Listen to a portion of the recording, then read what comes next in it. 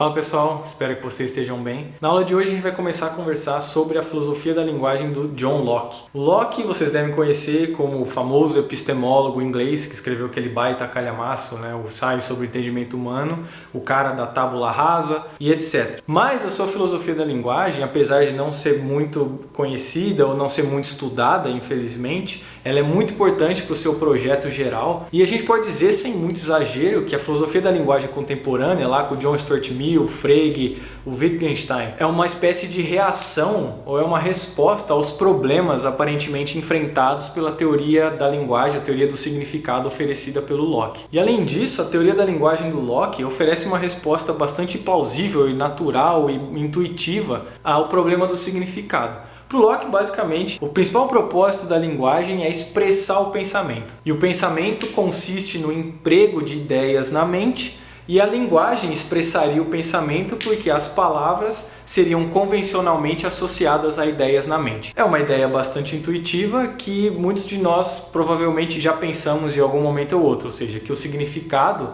o que dá significado às palavras, o que responde ao problema do significado que a gente viu nos outros vídeos, é justamente que a linguagem expressa o pensamento, ela expressa ideias. O Locke viveu uma vida bastante interessante. Ele nasceu em 1632 na Inglaterra, ele estudou e se formou e permaneceu em Oxford durante um tempo, numa época em que Oxford estava se tornando um centro de inovação científica, inspirada pelos métodos empíricos e as descobertas dos físicos e outros cientistas do continente, como Galileu Galilei, por exemplo. E na mesma época em que o Locke estava em Oxford, ele conheceu e era próximo de caras como Robert Hooke, Robert Boyle, aquele famoso químico, e por frequentar a Royal Society of London, que era uma sociedade para divulgação e inovação científica, ele ficou próximo de ninguém menos do que Isaac Newton.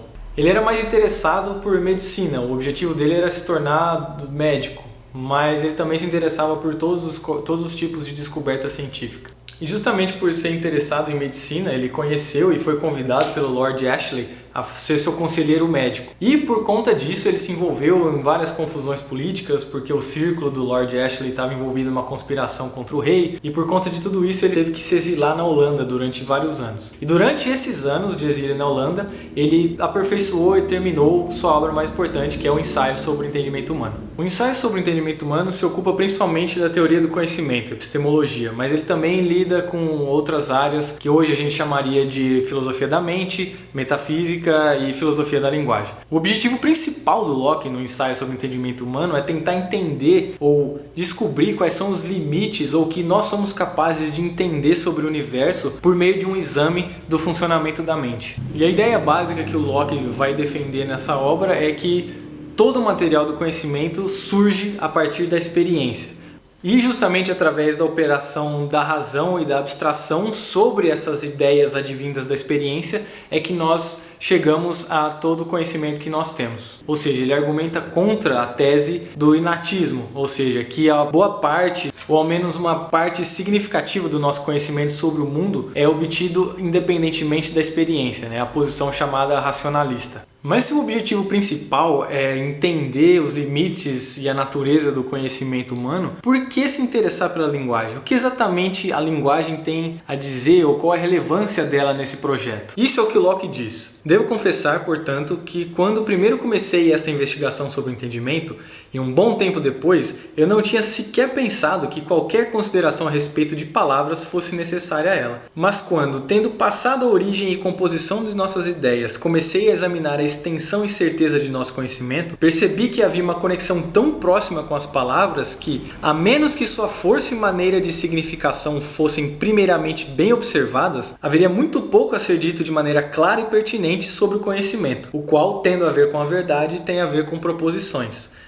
Essa é uma tradução minha, meio mequetrefe, mas serve para passar a ideia do Locke. E ele finaliza assim: sou levado a imaginar que, sendo as imperfeições da linguagem como instrumento do conhecimento mais cuidadosamente comparadas, a grande maioria das controvérsias que fazem tal ruído no mundo cessaria por si mesma. E a via para o conhecimento, talvez a harmonia também, ficaria em grande parte mais às claras do que estão.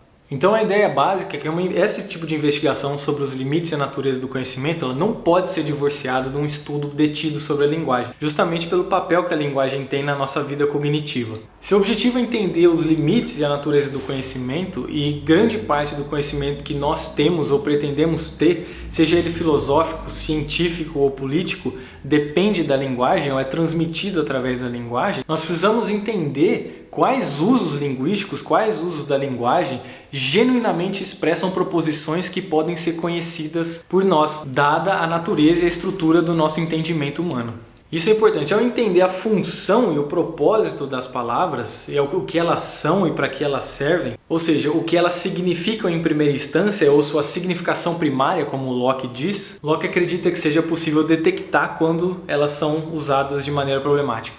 Ou seja, em que circunstâncias elas se desviam do seu propósito ou da sua função, gerando todo tipo de problema de transmissão de conhecimento e confusão linguística. Ou seja, o interesse principal na linguagem, o projeto principal do Locke em relação à linguagem é normativo, ou seja, ele quer estabelecer como o uso da linguagem deve ser. Justamente porque a conexão entre palavras e ideias é arbitrária, é possível que um falante não tenha uma ideia clara do que ele está querendo dizer, ou ele associa um determinado som a uma ideia confusa. Isso fica muito pior em debates filosóficos e científicos, em que nós usamos palavras pretensamente para expressar ideias muito mais complexas, abstratas e mais distantes, removidas do senso comum. Um exemplo de confusão desse tipo que o Locke dá é quando os cartesianos usam os termos corpo e extensão de maneira indistinguível, que para o Locke significam ideias diferentes. Um outro exemplo é o termo matéria-prima, que os filósofos escolásticos empregam sem ter uma ideia clara do que exatamente é essa coisa. Então, para evitar que debates nessas áreas sérias, como filosofia, ciência e política, descambem para simplesmente disputas verbais, sem um conteúdo genuíno, o Locke pretende investigar a natureza da linguagem, como ela funciona, para justamente evitar esse tipo de problema. Esse impulso purificador da linguagem, digamos, ele aparece em vários momentos da filosofia. A gente vai ver isso com o Frege lá na frente e vai combinar de uma maneira bastante exacerbada e chegar no seu extremo com o chamado positivismo lógico e o princípio de verificação. Em suma, assim, bem grosseiramente, o princípio de verificação é a ideia de que qualquer afirmação ou qualquer sentença só tem sentido se há uma situação em que ela pode ser verificada, em que ela pode ser observada como verdadeira ou falsa. Então, em resumo, o interesse principal do Locke pela linguagem é normativo, justamente para evitar e sanar disputas verbais.